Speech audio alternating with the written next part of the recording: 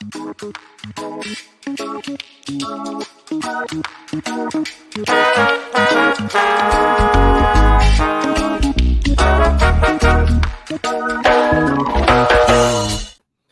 up, everybody? Welcome to another episode of Representing the Resin. My name's Jameson Wellborn, and today we're joined by ARADEN and Jason of 7 Farms Down. Guys, thank you so much for taking the time. Yeah, excellent. Thanks for having us, buddy. Absolutely. Happy to be here, man. Absolutely. Happy to have you, Baker. So where are you guys joining us from? Just for the people listening. I'm in Merlin, Ontario. And I'm not far. Yeah. You're not far away? He's in town. No. About half hour down the road. Beautiful. And that's Southern Ontario for the folks who aren't aware of it. Yeah, Southwestern Ontario. Southwestern Ontario. Yeah, beautiful. Yeah. So I first connected with you guys well over a year ago. And we connected over a really cool project with Emerald Mountain Legacy that I definitely want to touch on and go into more detail later on. But before we talk about that, what you're cultivating, what the farm looks like, and your experience with the Canadian legal system, I want to learn more about you two and learn about your background. So Jason, let's start with you. Tell me a little bit more about yourself. You know, where'd you grow up? Where are you from? Yeah, so actually I'm born and raised 7 Farms Down. If I look out that window right there, I can see my home farm. So hence the name 7 Farms Down. I've got into actually my first experience with cannabis. The first 2 times, smoking this stuff, I didn't feel a thing. But it was on that third try when I smoked it, and I felt like the floor was right here and the ceiling come right here. I was like, wow, this is going to be the coolest ride of my life. And then I was heavy in music, and I don't think I could have got as near the amount of inspiration. And to this day, I really can't get to my creative side kind of going without like engaging with some form of I guess, what would you say, substance? Intoxicant. Intoxicant. It really brings out the creative side. I'm a firm believer on that, and too on the health benefits and everything. So that's where I kind of came from, and I grew it all through these years. And I was more of a I didn't have the expertise like that say ARADEN has. Like I was more of I put some plants out there, I gave them water, and at the end of the year I had a whole bunch of larvae. It was great because it was free and I got to share it with my friends. So when we were jamming, we always had lots of it. And then we hooked up with ARADEN, and then we kind of started planning out this weed venture prior to legalization. I'm going to interrupt. I want to pull it back a little bit. Yeah. You grew up on a farm. What were you growing? We were just doing cash crop, beans, wheat, and corn. Yeah, nice. And then we had poultry, so we had 6,000 egg layers too. So there was always lots of eggs. You always ate breakfast. And so, big family, small family. A brother who's my partner, and unfortunately can't be with us here today. He's with his family doing something. But my brother and my sister. So just the 3 of us. And we're all kind of in the agricultural world still to this day. We went off and did our education. My dad, he was my late father. He's gone now, but he really wanted us to get our education and get schooling to not become farmers. And yet here I am becoming a farmer, but I always wanted to be a drug dealer. So that worked out to my benefit. We're born, raised a small town, small beginnings, modest, we don't come from these big downtown, Bay Street places and families. And we didn't have like that backing to start these farms. So, we did a lot of bootstrapping, and we really, started from the ground up with, making sure that we could bring a really good, respectable product to the Canadian market, because there was a huge gap in it, and it exists today. And that's slowly changing with more and more micros coming online and people who can grow some really, good fire. And we thought, there's something here. We can do this, and we can do it cost effectively, and we can pump out a really good product too. Like ARADEN, and he's going to speak on the genetic side and the methodologies, but being able to execute that here, we're in the agricultural hub really of Canada. So I have access to all these organic amendments, like right at my fingertips, from like the potash, like the eco teas, gypsum, rocks, soft rock sulfate, phosphate.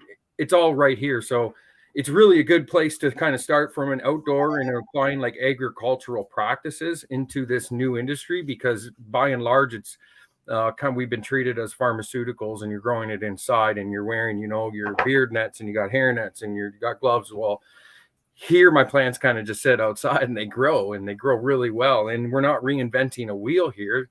You yourself, if you go into, California, Washington, Oregon, and you've talked to these really great growers and they're growing some incredible stuff and it's coming from outdoors. And it's an economics thing, where there's a reason why we don't grow sweet corn in a greenhouse. It creates a very high cost barrier for growing. So that's where we really wanted to leverage that in our agricultural background here. And I feel like we've had a really good year. The seed project was great. It was so much fun. And working with you guys, it was, we were so pumped, when we started engaging with you, and then meeting Ben and having those conversations. And I still remember sitting there and, I sat there and I smoked a bong and I can only smoke once in a while because I'm so stressed out with work. I get anxiety. So I got to do it at the end of the days and stuff. But I remember sitting there thinking, holy shit, what have I gotten myself into? We're working with one of these top breeders in the States. We got to execute this. Oh man, I was up all night. I was wound up, but we managed to pull it off and we had a great team doing it. Arden, he was instrumental in that, and your guidance, you and Ben helping us out along the way. It was fantastic, phenomenal. What a cool experience that was. It was very, very cool to play a small role in that.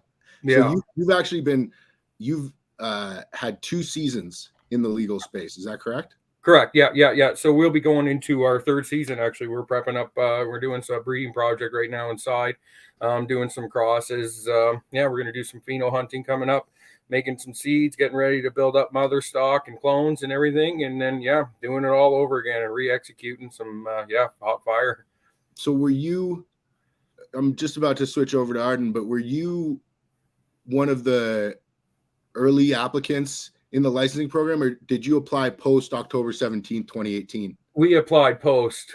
So actually we were in the planning stages. Probably, I think we really started to, because it took a long time with your permits and just kind of navigating the whole thing. The regulations it's absolutely daunting. And, and I think at the end I got some sage words of advice for people that want to follow in our footsteps.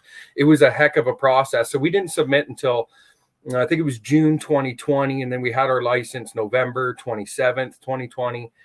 So we didn't have a grow season that year. It was obviously being November, it was too late. So we started up in 2021 was our first year. And then 2022 last season. And sales have been going great, getting a lot of positive feedback. We finally got our flower out on the market. You can buy pre-rolls and there's 7-gram milled baggies. We got a lot of exciting stuff planned too and releases. And the big one coming up, we ship, I think the 7th of February is the EML seeds. So we're going to get some cool beans out to the Canadian market because it fits because we've tried finding gaps for our milled products and the pre-rolls because there was gaps in the market we're trying to fill. And the seeds are a huge one, and bringing quality genetics to our fellow Canadian growers that doesn't really exist. So we're going to kind of fit into that niche really well because, there's going to be growers out there and they're going to be like, holy cow, there's going to be Royal Kush. I don't have to put $500 in an envelope and send it to the States and get some beans back. This is going to be great. I can get all this for this much. It's going to be awesome. Hopefully it's the start of a lot more of it. Yeah. I want to switch over to Arden and kind of just learn a little bit more about you. I know you're the lead cultivator at 7 Farms, and so I know you've probably been doing this for quite some time. So tell us a little bit about yourself. Where you're from, Baker. Where'd you grow up? I was born in Windsor. I grew up in the heart of Essex County, outside of actual Essex.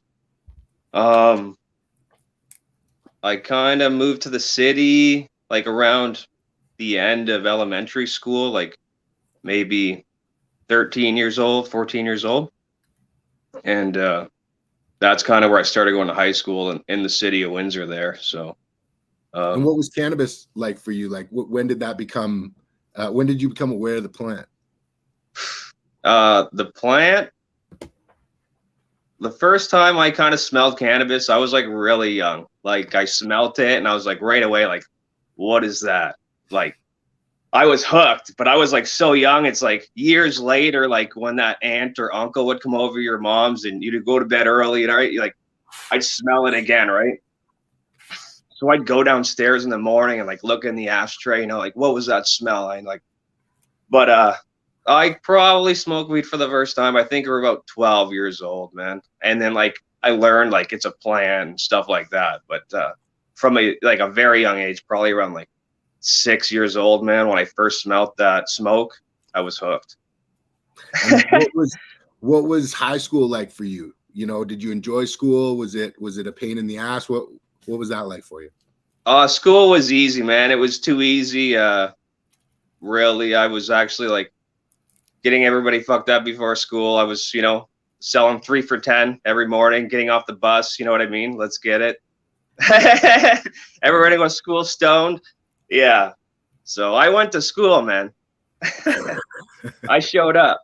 So what was, you know, what came next for you? Like when you graduated high school, were you looking at post-secondary? Did you have a job lined up? What happened? No, you know, that's kind of funny, man. I like did various things, like the typical teenager stuff, like landscaping, you know what I mean? Kicked around. No, I did more like job stuff. Like, I started working with a contractor mostly when I was like out of high school.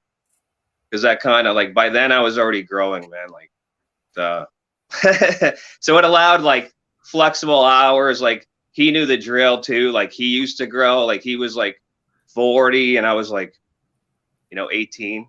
Like we were like rocking back then. So when did you start growing? Who showed you? Like how'd that come about? Initially, no one showed us. And that was a problem. That kind of delayed things quite a bit. So but, I mean, what the first setup looked like? Like how'd you, was it George dude, Bible? Was it High Times? Where'd you get your info? I was in grade 8. I found some seeds and some you know what I mean? Some seeded weed we had gotten, right? I put them in a brown paper towels, like in the baby jar with some water, right? Whatever. End up throwing dirt in there. Like they die, they dampened off. You know what I mean? Like they might have made it like 10 days once they popped, type deal before they keeled over. And but yeah, we were young. Like I didn't know we could grow it outside, like in our climate, until like probably about grade 9, grade 10. You know what I mean? Because like we started wising up some older high school cats that had it. You know, we were like, oh, like they got it. Like we were figuring out the cycle, right? So were you starting to guerrilla grow at that point and like sneaking out and getting a patch, or like what that look like? Nah, not really. Because like I grew up on a farm, and like I was like, I knew when the farmers were out, like around, like not really, man. We were more interested in like growing like indoors. Like we were like reading High Times and shit like that. Like the gorilla, like that was like low quality. Like we seen better herb from like older heads that like grew, like they had like hydro setups in the hydro ton in their basement, you know, like a 1 lighter growing like NL or something like that from back in the day. Like they'd always have like the funk. Like we knew, like, you know, there's a difference here. Like we were getting a lot of weed from out west, like before I finished high school too. Like we were trying to like push people on names of weed, and they're like, you know, they don't even know. They were overwhelmed, dude. Like I'm older than I look, so that was like really early, like, oh geez, man, really early 2000s, man. So what, you know, what came next for you? Like did it get to a point where after high school you were, you know, blowing up a house, or how did it? Oh yeah. Oh, for sure, dude. Like yeah, I think we were like, me and some, like we were lighting up spots, you know, like we were 17, man. You know, like it wasn't good product coming out, but when did we get our head on our shoulders and start like putting out stuff like that? Like anything that was like half decent was worth money. But like in our opinion, like we were trying to do, like we wanted head stash, right? You know what I mean? We wanted what the old heads had that you couldn't get. You know, they're not going to sell it to you. You know, you might get a 40 bag that weighs like 2.5 grams. So like, what was the progression like for you? Like, were you on the forums? Did you have books or access to heads that were providing you knowledge, or was it all trial and error and self-teaching? Yeah, we were on the we would go over the forums and stuff, but there's always like a lot of like conflicting advice and shit like that. Mostly like we were more interested in like once we figured out genetics were the key to growing good weed, like that was our problem. Like we were starting with like crap, dude. Like on like well, I'm not gonna blast. I don't even know if they're still around, but like certain seed banks around Toronto around the time that had like, you know what I mean, reasonably priced seeds. Like, you know what I mean. That's never gonna put out a quality product. So we were kind of like once we figured out genetics were the key to like, you know what I mean, putting out some quads. Like that's kind of what we learned from the forums. Really, like okay, like you know, we were starting to order seeds from like reputable breeders and not just companies that say they have this or that. You know what I mean? Because everybody has it. Were you trying to access the community and get cuts, or was that completely out of your mind and it was purely focused on pheno hunting from seed that you've acquired? Not seed, man. Because we were always like one of the things like we learned about like, you know, you could bring crap in on cuts and stuff like that. So it was kind of like, you know, we're gonna start, you know, clean. Like we're not gonna deal with any of that shit. So I mean, that probably like inhibited progress a bit. But yeah, like the first stuff that we was from Sirius, man, and some TGA stuff that was really fire. I think like the stuff from Sirius that was really good was we found a cut in the White Russian that was just it was nuts, man. It was like white weed when it was finished, super frosty, very chronic, man. And what else? Any others that stand out from the packs you looked through back then? You know what? For terps, like TGA, like so some of the early stuff was coming out like a Subcools camp back in the early 2000s, man. Like when we got some of that stuff, that was like, wow, like we didn't know like we could taste like some of these things that was coming, like the candy stuff. We were more used to like you know, piney or like woody kind of, you know what I mean, stuff like that. But yeah, some of those sweeter terps were kind of blew our minds, man, when we had those sorted out.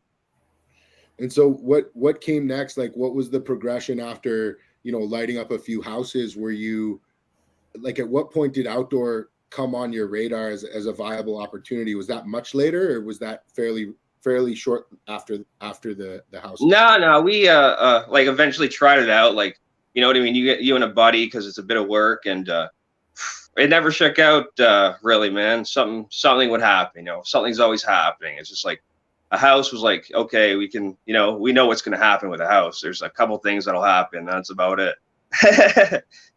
But the outdoor was like, just seemed kind of risky, as in terms of like someone's going to steal your crop before it's done, you know?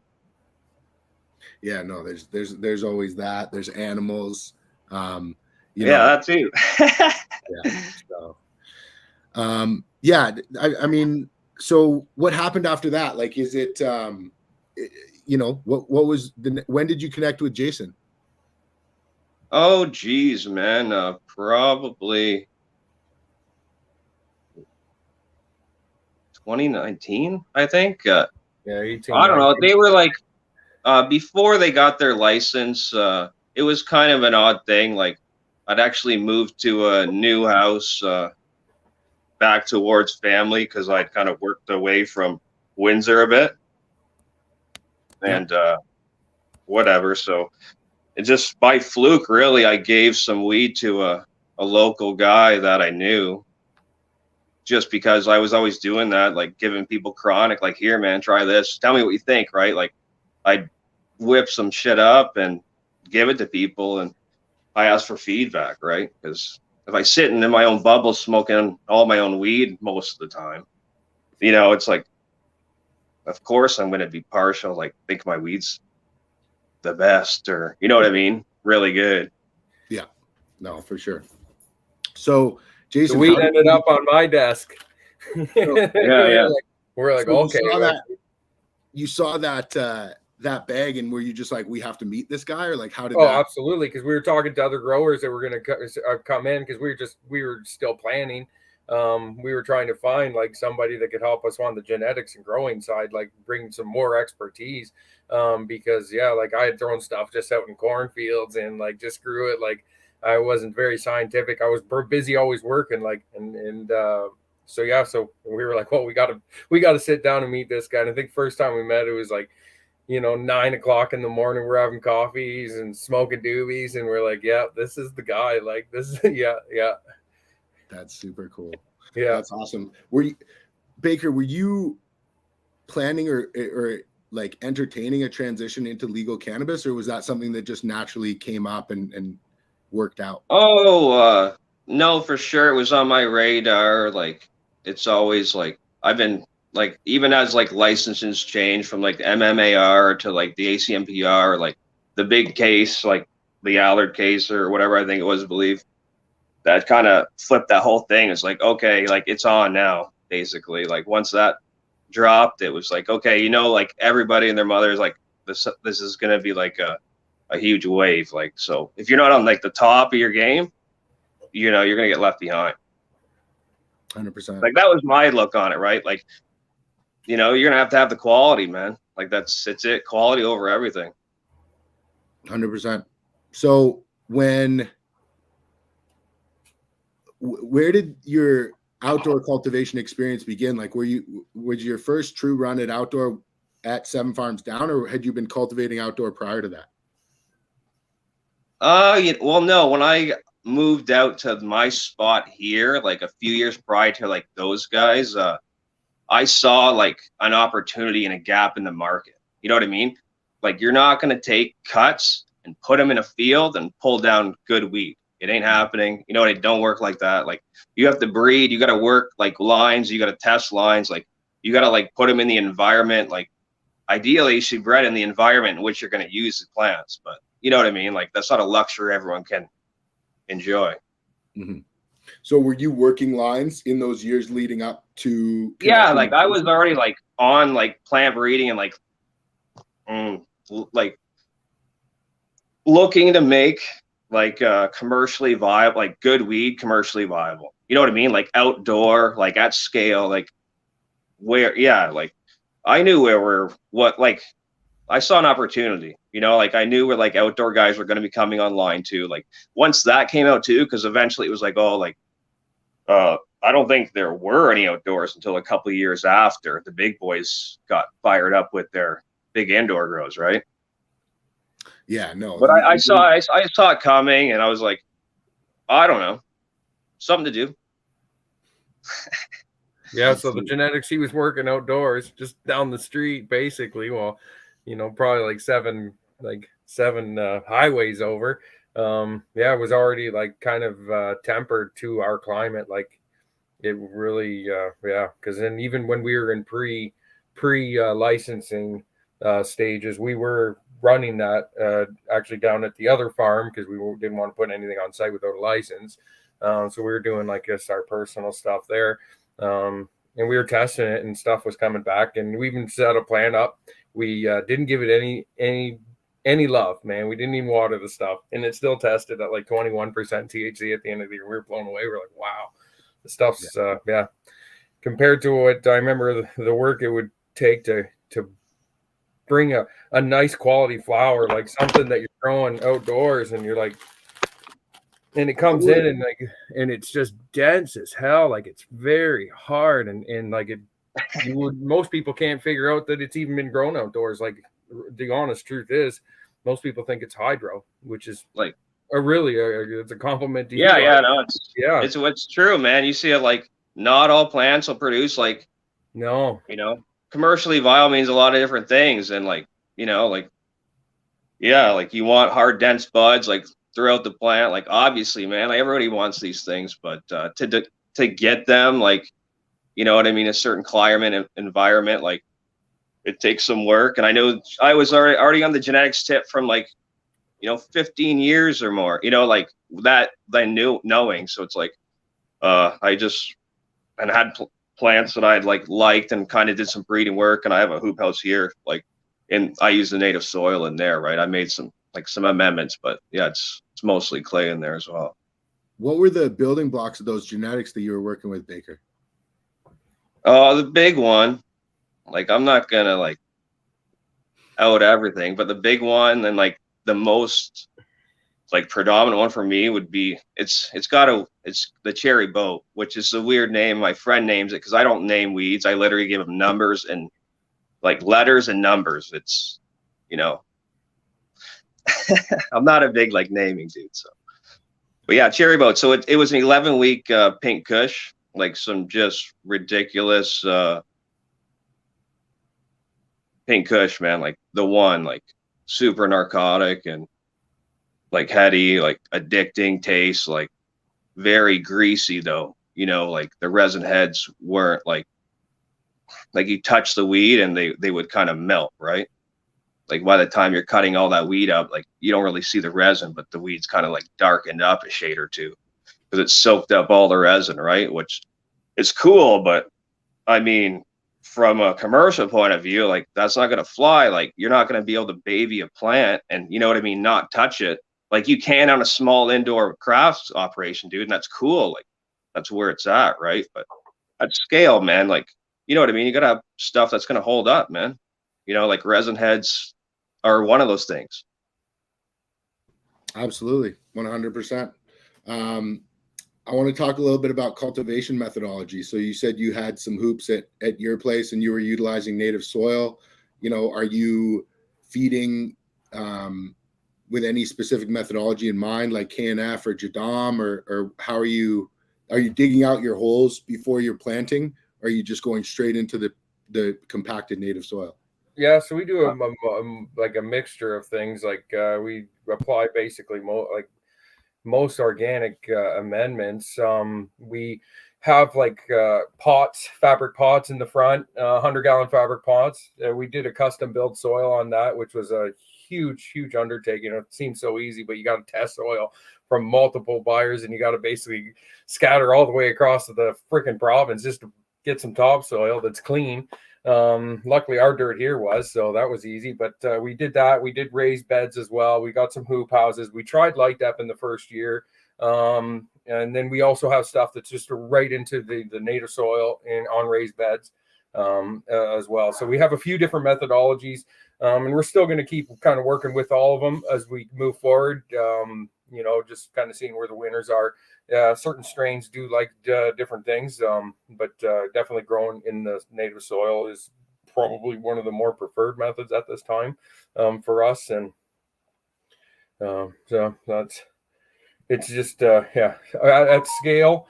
And we're not really big, like we're only a few acres here. So like, because honestly, our team's pretty small. We got to be able to like still do most of the labor ourselves at scale, growing in the native soil and living organics. Like it definitely seems to be the way we're moving, and one of our more preferred option. I'm sure Arden can shed a lot more light on that. He's definitely got his pulse to it a lot more than I do. Arden, do you want to jump in? Oh, you're muted there. Oh yeah, you cut out for a bit. I think I dropped the signal. What was the question again? Just your cultivation methodology. I know you're utilizing native soils, and Jason was touching on you have some 100 gals fabric pots in the front. You know, just wanted to learn a little bit more about what the farm looks like. Like, how are you guys irrigating? Are you set up on drip tape, or what's that look like? Oh, well, I'm not sure because I didn't hear what he said. So if I repeat some stuff, I'm sorry. Basically, we like monitor the soil really closely. Like we're always like testing the soil and also doing like tissue tests on the plant. Like once the plants reach a certain point for after we put them outside, because like we are under the impression we're putting them out in pretty good standing. So after about a couple weeks, we do our first tissue test on the plants.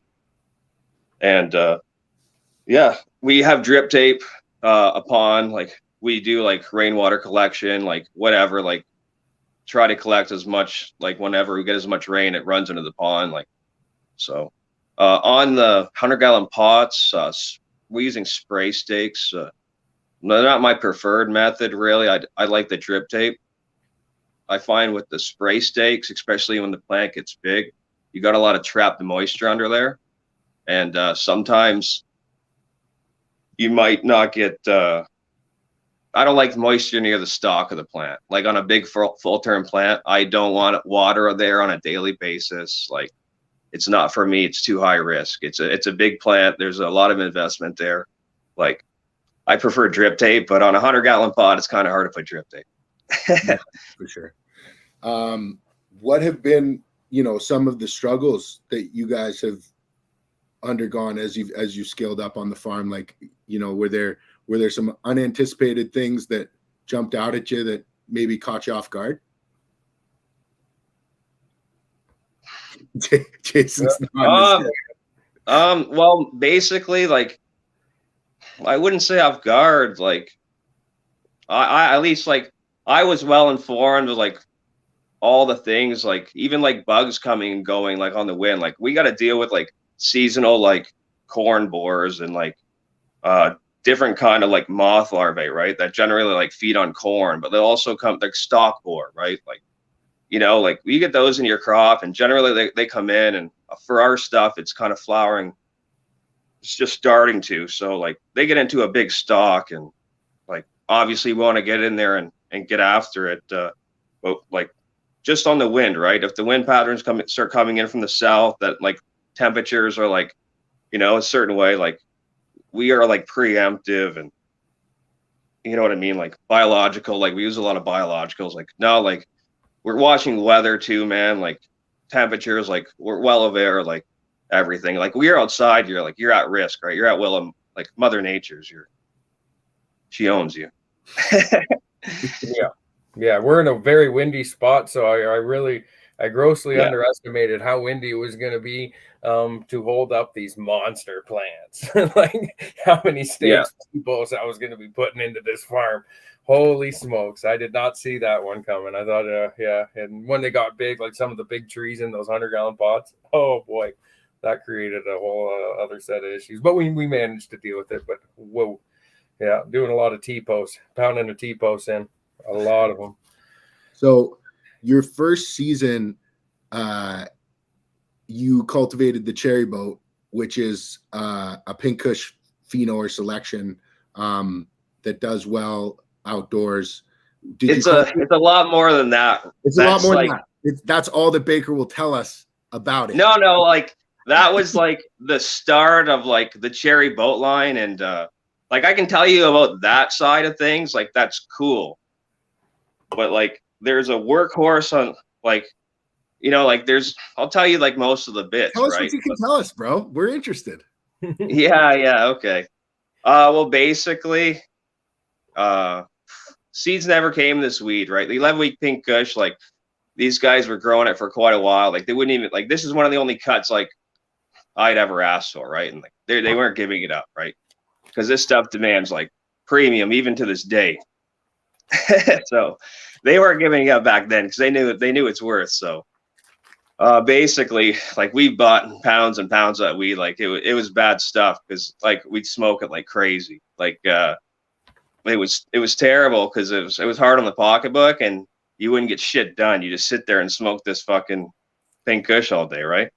So sure as shit, man. One of the last ounces I got from my buddy, that he had like a quarter, like we had split on a P, and like he smokes a lot slower than me. So I swindled an ounce off him. He had a quarter. I was like, hey man, fuck him out. He's like, so whatever. I swindled an ounce off him. The guy charged me $220. I'm like, fuck, dude. Like, anyway, but I got one seed in there, dude, and I was like, oh, whatever. I want to rock with this seed. Like I've done it before. I've rocked with bag seed. I know generally it's crap, but so anyway, I turned out to be an amazing girl. She finished up in no more than 55 days, man. It was like done like dinner. It had like white resin heads from like, I don't know, man. As soon as they started to form, basically, like a couple weeks in, these resin heads were just white, and they never wanted to turn amber. Like I ran the plant like later from clone. Like I ran it 9 weeks. Like it was done just under 8 weeks. I'm like, wow, like this is where it's at. It kind of had the same buzz, but like the mind was like more clear.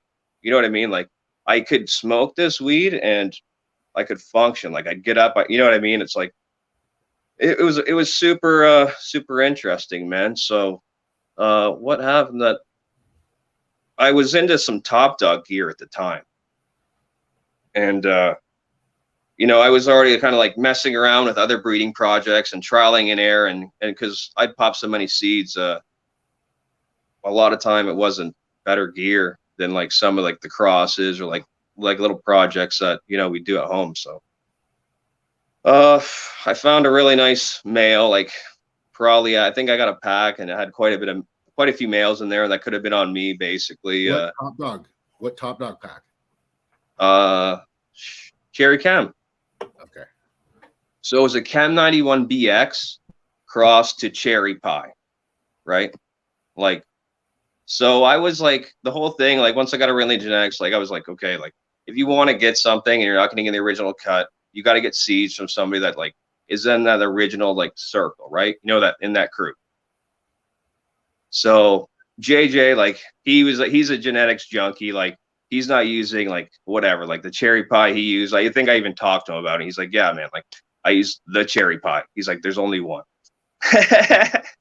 Like the cut that made the whole, you know what I mean, line For sure. noteworthy. So yeah, basically. So once that cross happened, it just it kind of let me up, because the weed that came out of that was some crazy stuff too, man. Like in my opinion, like I didn't really like that weed because it was too strong. What did the Cherry Chem bring to the pink bag seed? Oh, dude, super earthy, like dank cherry. You know what I mean? And some sour and some that weren't sour. Most of them were kind of sour. And then some that weren't. And I don't really have to say how they weren't sour. They just weren't sour. You know what I mean? But the ones that weren't sour were probably a little more sweeter and not so earthy leaning on the cherry side. So I sifted through lots of those, dude. I probably sifted through 100 plants of that lot, right? And I pulled some just crazy plants, man. I think 4. You know, I think I pulled 4. Hold on. Yeah. 4 out of that lot. Out of that 100 plants, I pulled 4 females. You know what I mean? It's like, dude, like I was like breaking my brain trying to even like decipher like which one is better. But like these were some standout girls. And like why, in my opinion, is because they were different. Like I didn't like that the initial population on that first cross, on like a first hybrid with the boat is what it was called, that bag seed from the Pink Kush. My friend named it the boat. It actually was called the Dream Boat, but that was just too long for me, so we just called it the boat. And that was popping for a while, dude, and like that was getting some top dollar, just like that pink. That was getting lots of love up in the Golden Triangle.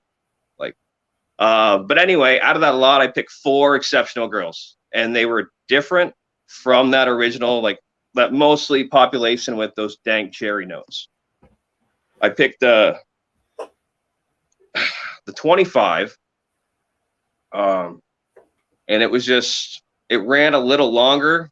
It ran about 9 weeks. Huge golf ball nug, super frosted out, like kind of like a mothball Pink Kush notes on that. The 32 was exactly the same as her, but she, like initially when I had the first seed run, they were like exactly the same, and I kept both of them because the 25 was lankier and the 32 had a more tighter like internal structure. She was more sturdy. Like the 25 kind of grew like that kind of more of a classic OG, like a little lanky kind of action. So the 32 and the 25, like I thought they were like the same plant, just a little bit structurally different. What was it? 12 and was it so 12? What was it, Jason? The 12? 12. And what's the other one? 20, or we did the 25 S1, the 12. No, but yeah, 25 S1, the 12, the 32, 25, and there's something else. So there's one other one. Anyway, the 12 was a fruity one, I think. Yeah, the 12 had the berries, remember? Yeah, and then there's another one. We had the number 4. That's also like different. I'm Yeah. stuttering right now because I can't think of the number. And once I get the number, I'll get like the profiles on each one right. But anyway, they were different, right?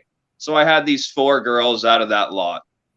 And then I took the 25. That girl was so crazy. I S1 that plant right away. And I sifted through there because on that lot, like I knew that that 25 or the 32. I did the 25 first because my preference for inside.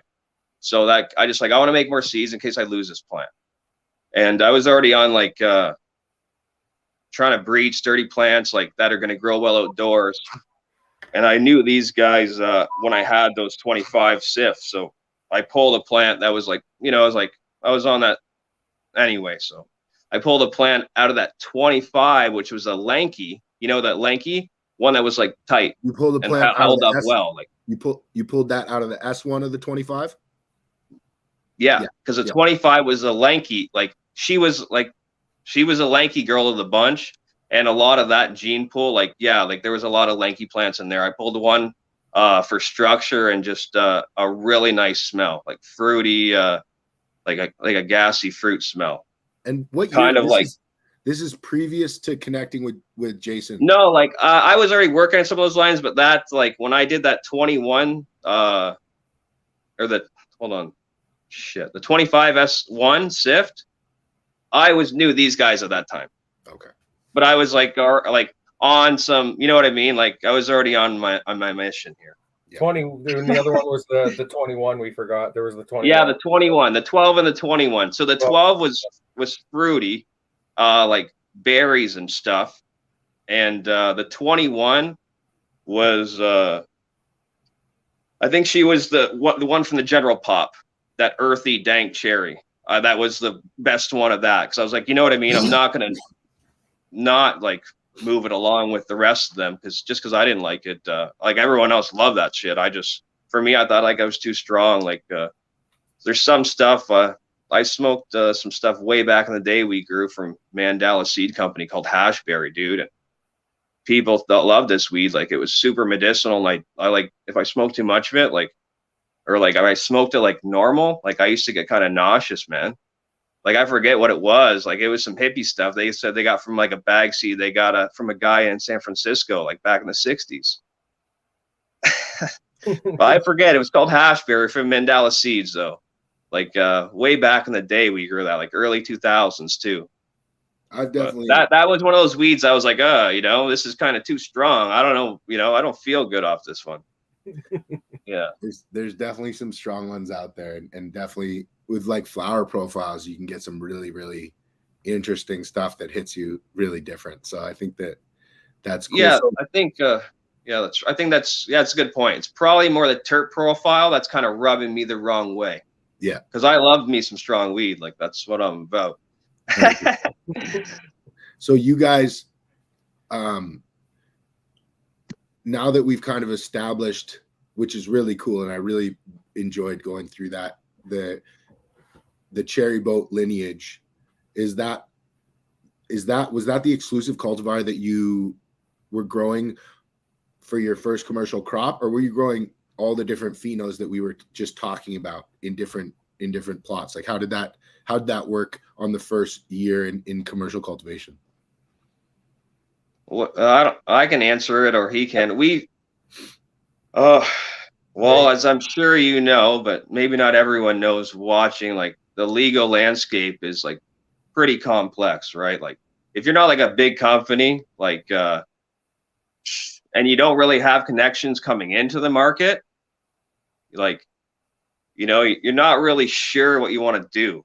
Like, do you want to grow a whole bunch of a certain cultivar? Do you want to kind of spread your cards out a bit here? Like, what about harvest labor? Like, do you have the manpower at the time to pull this huge lot? Like, there's a lot of things that, like, whatever, like, we consider, like, all the, you know what I mean? And it's, like, that's stuff we got to plan for too, right? Like, so we grew a few different cultivars to answer your question. If you want to get into it, how many did we grow, Jason? I don't remember. There was a God, there might have been 20 different cuts. Like too many. Yeah, tons. Let's just say that, too many. And so where did that decision came from, Jason? Like, you know, as the co-founder and lead on this project, you know, what was your assumptions going into it as a business owner? And well, I think what we really wanted to do is try, like, and Arden was really excited about all these other cuts because he had this, like, they're all proven strains, they're great. And then just trying to see where they kind of worked on our farm and how they took to our like grow methodologies here. And you know, we always get some winners and you got some losers, but it was just a lot to manage. Hey, we didn't just grow my stuff though. Don't be blasting my no. Listen, whose stuff are we still growing? Your stuff. Oh yeah. Yeah. Right. Yeah. Mm-hmm. Like it was. We really had to get that spread out, and and then and then we had hoop houses, and you know what? Hoop houses are so difficult, and we're better off growing out in the open air, man. Like, because then you get into the microclimates, and you're dealing with humidity levels. So yeah, we just wanted to kind of have that all spread out, and we kind of all decided together as a team what we were going to run with, and we ran with it. And then we're really starting to hone in, and Arden's really like focusing in on these certain strains, and then putting together, he's got like a roadmap actually for the next couple years on especially what's happening in the markets in the States, and we're kind of what direction the Canadian market's heading in and where we want to go, kind of all kind of road mapped out. Well, I think you got to stay relevant in this game, man. Like, you can't just keep like beating a dead horse. Like, it's not nothing's a dead horse, but you know what I mean? What's the term? Like, I don't know. I think this weed, it cycles quicker probably than like any other product, man. Yeah. Like, I don't know what, like, alcohol sticks around for years and years, most of that shit, man. Like, but weed, it's a couple of years, I think. I think that the mistakes that we're looking back on in hindsight, or I know for a fact as somebody who's worked with a lot of micros across Canada, is that initially the assumption was that getting different SKUs to market wasn't going to encompass so many barriers to entry. And so we thought as small craft cultivators that it would be better to have a small amount of a number of different things than a large amount of one thing. But what happened was there was so much regulation and red tape that when you really got down to it, one of the most complicated things in getting a product to market is getting a new SKU and then being able to maintain and hold that listing. And so having 5 kilos of something is really not as valuable as having 60 kilos of something. And so I think that mistake was shared by a lot and really felt by a lot of the small scale cultivators. And you guys were able to work with, I believe it was Cody Colson and his group, and create a great product that got to market. And, there were a lot of individuals that are still sitting on that product from that season. So I think it's, a testament to the quality and care that you put into your work that, that was able to be put into a solventless vape pen, which, is not every material can be made into a solventless vape pen. So I think that's really cool. I want to talk about the Emerald Mountain Legacy partnership. Was that something that was seed reproduction on your radar? You guys have been able to really cover a lot of ground as a small group, get a lot of different SKUs, between your milled flour, your pre-rolls, the seeds that are going to be hitting the market. Was that always the vision, or was that a result of learning the market and adjusting to that?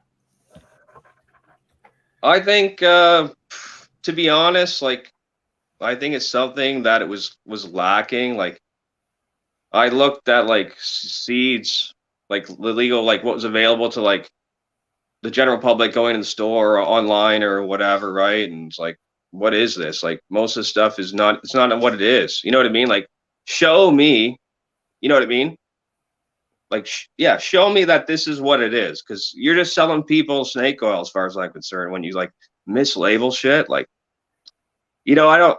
So anyway, I just I thought it would be cool. these guys probably thought the same thing. Like I was trying to get on the Royal Kush for a long time. Like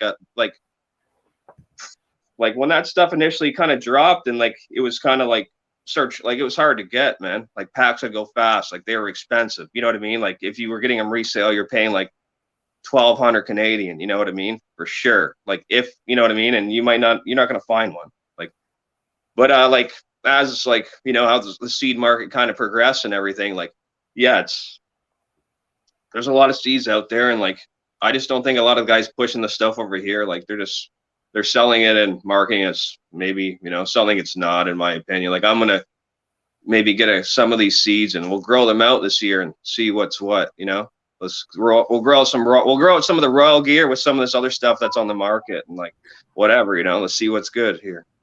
So you guys did 3 reproductions in partnership with Ben at Emerald Mountain. Can you name those 3 cultivars that are going to be coming to market in seed form? Yeah, well, the Royal Kush, BX6, I believe. Is that correct? Yep. Royal Wedding and the Rosé. So, yeah. That's very cool. I commend you guys for seeing that sort of long-term vision of going, hey, I think a lot of groups that were in the early licensing phase in Canada romanticized how easy it would be to establish and build a brand that has, trust and legacy to it. And I think seeing that initially and being like, no, this is a great opportunity, because, we were talking with a number of different groups, but it became very apparent very quickly how seriously you guys were, taking the opportunity and how quickly we could move through, conversations, that it was like, this is the right group to work with. And ultimately the seeds have been produced, the selections have been made, and they're going to come to market. So I'm really excited. Like, were you, like, how well suited did you find that Emerald gear to Southern Ontario, to that kind of more harsh climate that, you have to, hunt for? Oh, to be honest, dude, it was great, man. There was especially outdoors, man. Yeah, it's solid gear, Nat. And then like I put it up against anything on the Canadian rec market, like that you can go buy on the website at like whatever, your dispensary. Like I put it up against a lot of gear, dude. Like that stuff's, it's, you know what I mean? Listen, it's still being sold and like made for a reason. Like it's relevant, right? Like the Royal Kush is like, it's no joke. Like you want some strong like gas, like that's what you want. Like Royal Wedding, like it's wedding cake, right? So it's a different profile. And then obviously the Royal Kush, like you're getting more like sweet notes. Like depends, like like what you're into. Like there's a little bit of everything. And the Rosé, you're gonna find definitely more like sweeter, fruitier stuff. Like that's Skittles and Royal Kush. Yeah. They're resilient plants too. Yeah, they are. They're beautiful plants, man. They're nice. Any issues. They're easy to work with. So I want to touch more on your guys' experiences as small business owners in the legal system in Canada. So, what were your expectations coming in, and what were kind of the harsh realities that you had to face? Like, I think that this kind of stuff needs to be talked about more. It's almost at a point where us as industry participants are so numb to it that we're not really even bringing it up in open conversation. We know what we're subjected to. But I think you guys have a really front row seat to the trials and tribulations that legalization has been. And so I'd love to get your opinions on, what your thoughts were coming in versus what the true realities were once you were in it. I think one of the big things is everyone's led into the direction that they're going to wholesale flower at the drop of a hat. And they were going to get, big dollars on a per gram basis that doesn't really exist. And it might have back in 2015 or 16, sure. But that doesn't really, kind of stand true anymore. So the big guys, and there's a definite oversupply of, product out there that's flooded the market.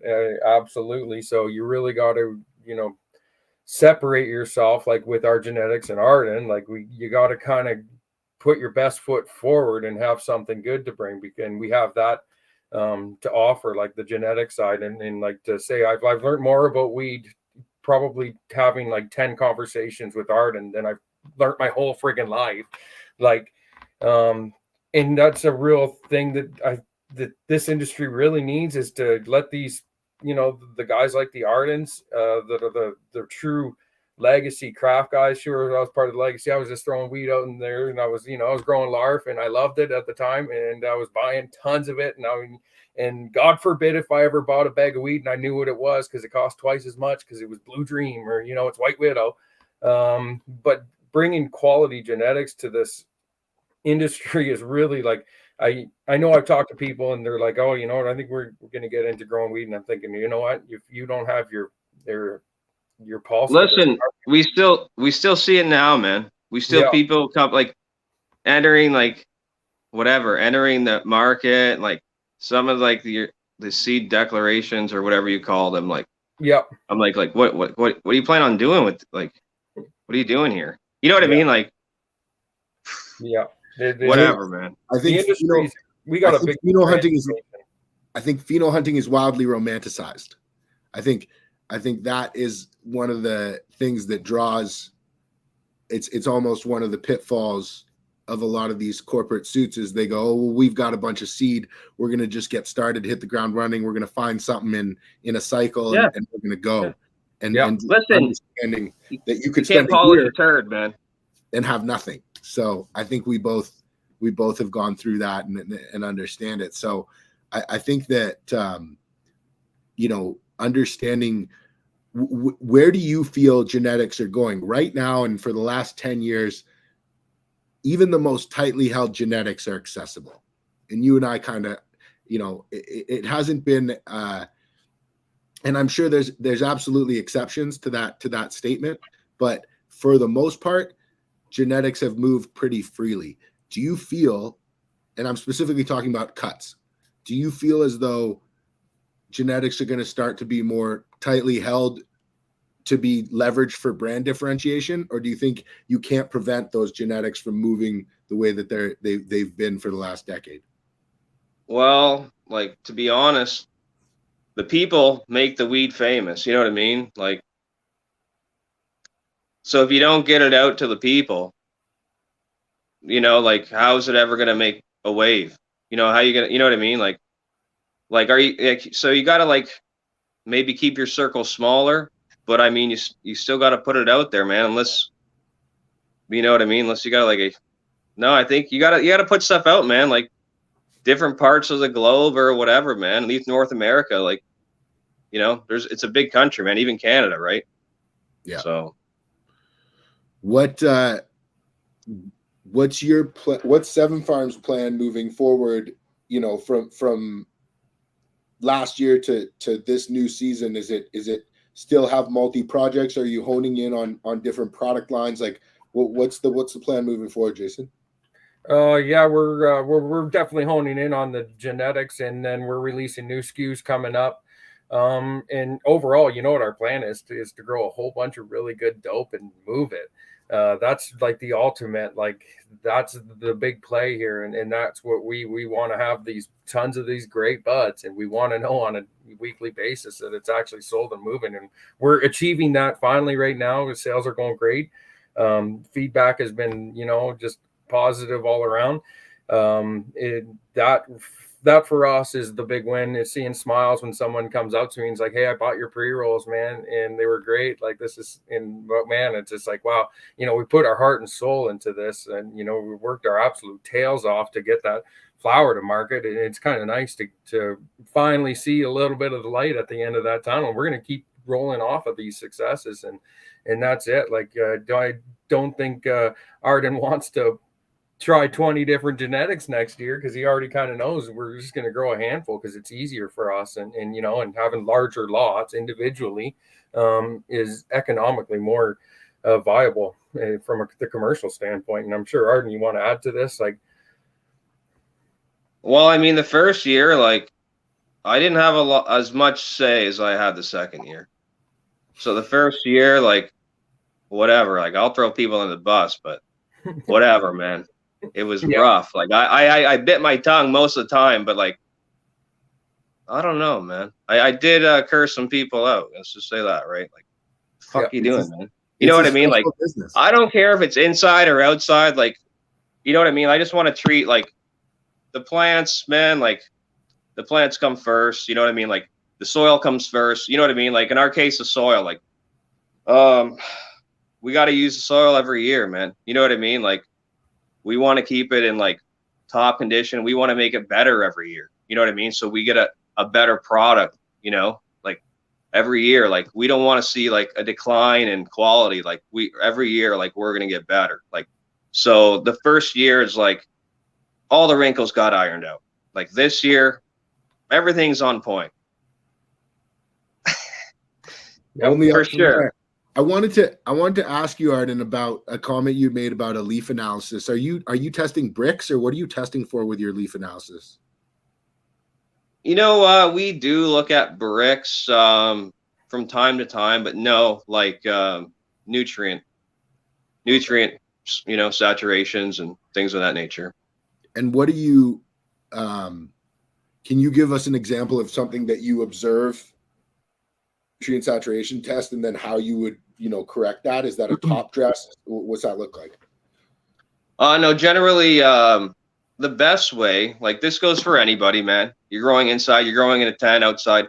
Like if somehow you identify a nutrient deficiency, it's legitimate and it's not a root zone issue.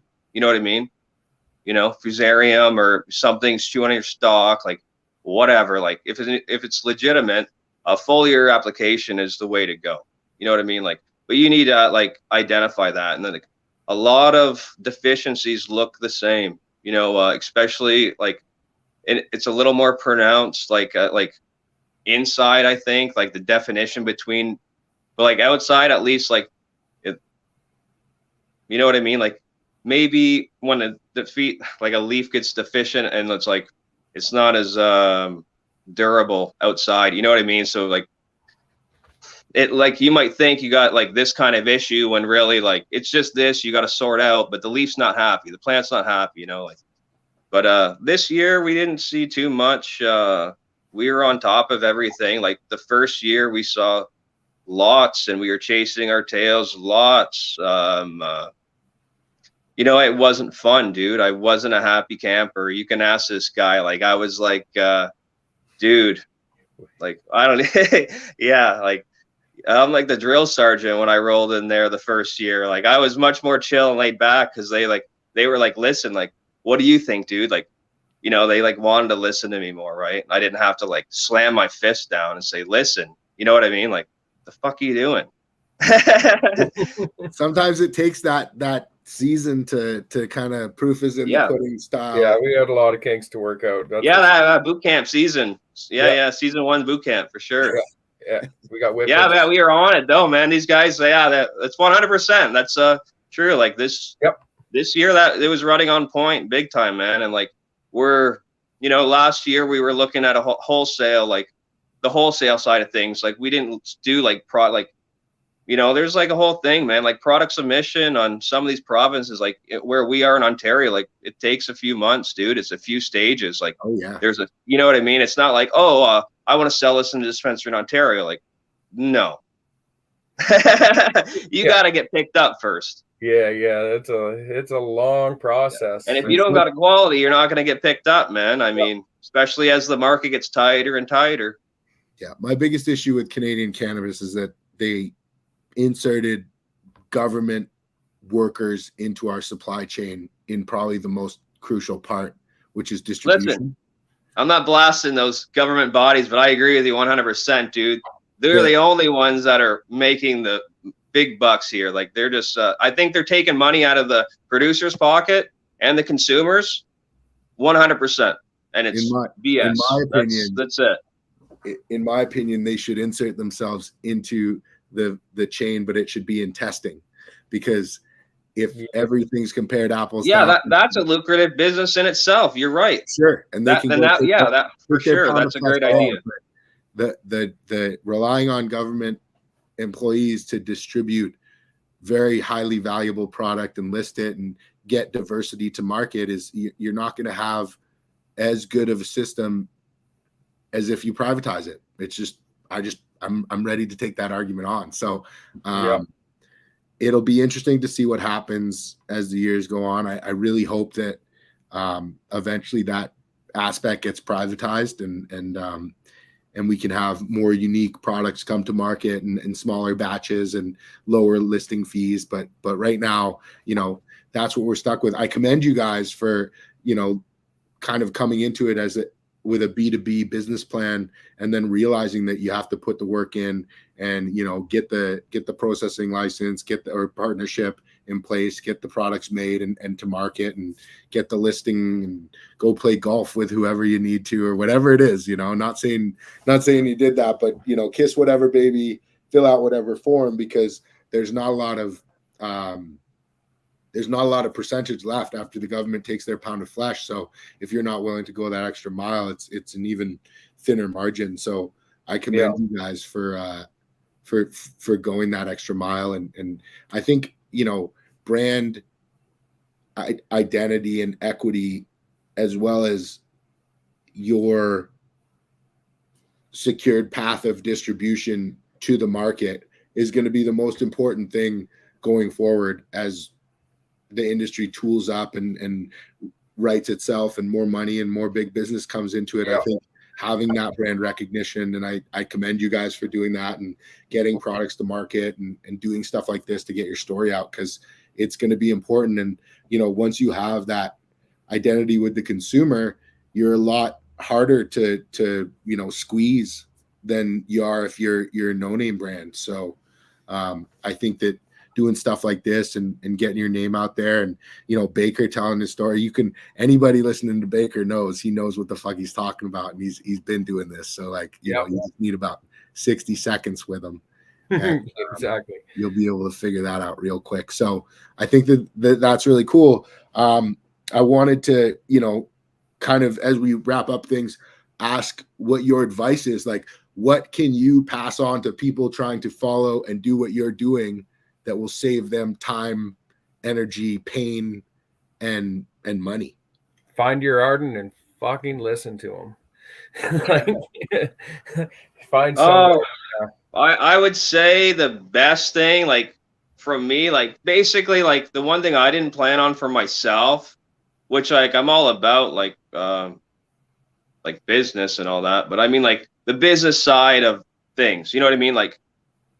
Generally, in the legacy side, if you're putting out chronic, it's going to move, man. You don't got to go and find somebody to buy it, or apply to a board to get it accepted so the stores can buy it. You know what I mean? It's gone. You grow it, you do your thing, it's gone. But on this side of things, you got to, pick your place. You know what I mean? So we picked our first couple spots, and we got our eyes on some other stuff, to be honest. I would say for people that want to get into the business, find somebody that's in the business. You know what I mean? Find some time with them. You know what I mean? If they'll give you their ear, you know what I mean, and answer your questions honestly, that's the best thing you can do for yourself. There's a lot. But once you grasp all that stuff, you understand exactly what you need to do. Yeah. I see a trend in businesses where, and it's more magnified the more old white guys are involved in it, but there's this cycle of finding the right guy, and then that guy is identified and brought onto the team, and then there's a timeline before that guy is listened to. And that could be anywhere from 3 months to 2 years. And that guy's just sitting there going, I'll say whatever you need. I've given my 2 cents. It's not being absorbed. And I think that eventually that person is identified and truly listened to. And then, cultivation quality starts increasing, or output, increases, and they've identified, okay, well, we need to continue to follow this person. So I think that, that is sound advice for anyone, to find an operator who knows quality. And if you don't know how to recognize that yourself, you need to hire somebody who knows how to recognize it to go out and get that person for you. Because I can't hire a good process flow engineer for plastic extrusions, because that's not the world that I live in. And so I wouldn't be able to tell an imposter from a real plastic extrusion ninja. And so I would need to hire that consultant, and it would be pigheaded of me to think that I would be able to recognize that person. And that's what's happening a lot in cannabis is you've got these corporate suits going, oh, well, this is our cultivator. Because my friend I golf with buys that guy's weed. Yeah. And it's like, oh man, we still see it today, 100%, man. And it's like, if you get your guy in there, like, well, like I don't want to be giving these big corporate guys like tips, dude. You know what I mean? Like I don't want to sharpen their, you know what I mean? They already got enough jump start on us small guys, dude. But like we're coming for next. So that's what happens, and getting out there and communicating and identifying with other people like you and going, you know what, we're not going to share this out in the open, but we're going to pick up the phone and call each other. And when stuff works or doesn't work, we're going to communicate that. Like, I mean, I think that trying to remove this idea that we need to completely stay isolated and our own islands, because those big corporate guys aren't. Those calls, those busy schedules they have all day, that's just them communicating with each other what worked to fuck people over and what didn't work to fuck people over. That's all that is. Yeah, and I think we're seeing a lot less of that Bay Street startup too. Yeah. Those guys, the shines off the industry. Like, pulled it out. You can do better IPOs faking to the public that you're going to go mine precious metals off meteorites than you can in a cannabis company now. Those guys who were, if you cut me open, I bleed cannabis 3 years ago, they're going, if you cut me open, I bleed mining precious metals on meteorites. So it's funny to watch that progression. But yeah, I think as the shine knocks off and it becomes treated like just another industry, you're going to see less of that fools rush in mentality. But we're definitely still like shaking out from that for sure. There's a lot of shakeup still ahead of us, and I think the amount of insolvencies you're going to see from these other producers and LPs out there, especially we're already seeing it, like in the big guys, closing up all these, thousands of square feet of facilities. Where there's going to be more of it, and it's a good thing. Guys like us, we can kind of we can make it go. I think we've found our target market and we've found what we're good at, and we're going to just kind of run with that, and we're not going to try being something we're not. And we're going to see a lot of things around us change, but hopefully we can just kind of sit here and we can keep pumping out some hot fire, and maybe one day kick the fence out and add just a few more rows. Like that would be kind of fun. Do you think it gets worse before it gets better, or do you think we've kind of seen the bottom of the market and things are no I think on the legacy side, I think it's kind of there, dude. Like if you look at the medical license that have been issued, like there's a contraction for like the first time in a long time. Like licenses at least that are valid, you know what I mean, are in decline.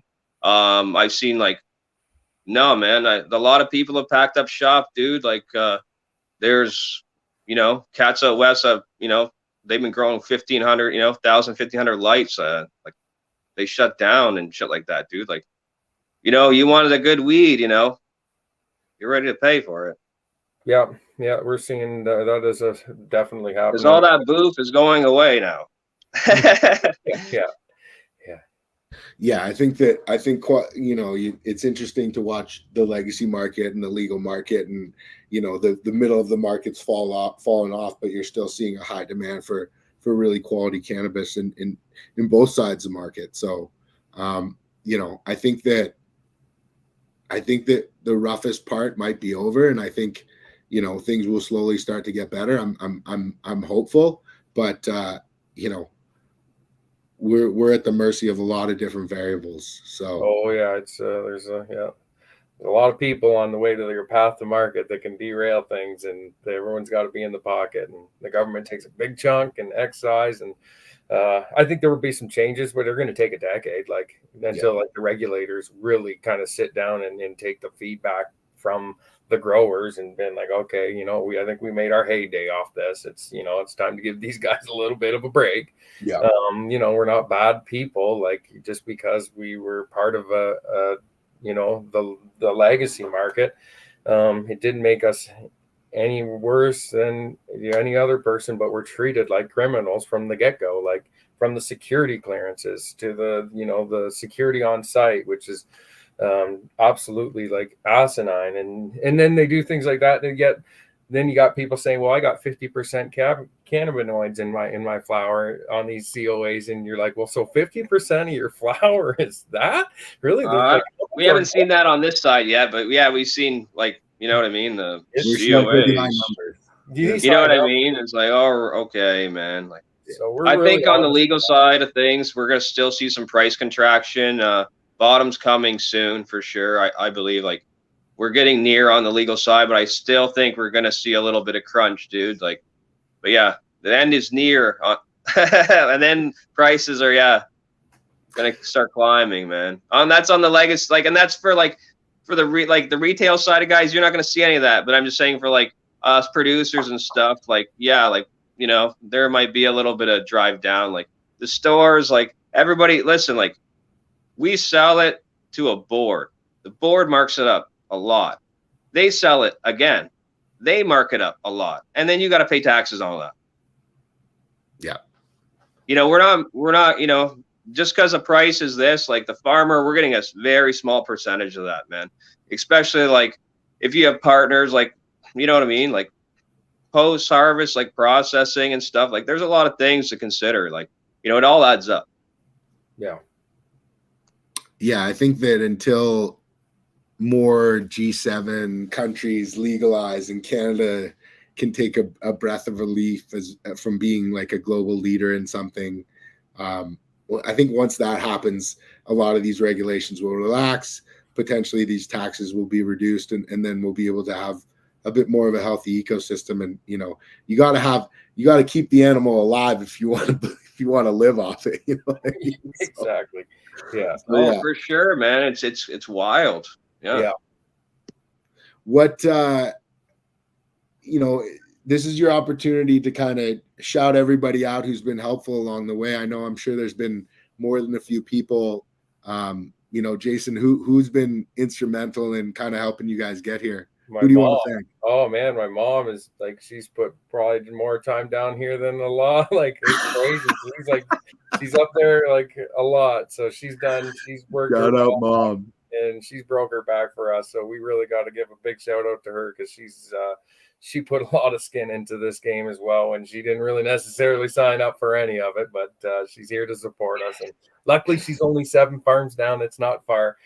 So that's all our families, of course. And yeah, they've been instrumental, and we got a lot of support in our community, family, friends. There is a lot of people out there rooting for us. So that's always nice to know when you run into people and they're always asking you, how are you doing? Oh, I'm so happy to hear things are going good. Like, that's great. But that would be the big ones for me. Arden, you can make your shout outs. And yeah. You guys know who you are. I don't name names. Yeah. That's awesome, Arden. So like, what's next? You guys have the pre-roll on the market. You've got the milled flower.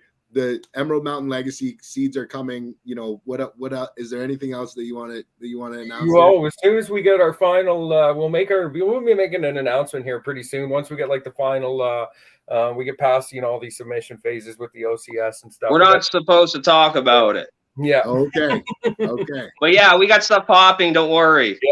Yeah. We're making big moves. Yeah. We're not done. Mm-hmm. That's awesome, guys.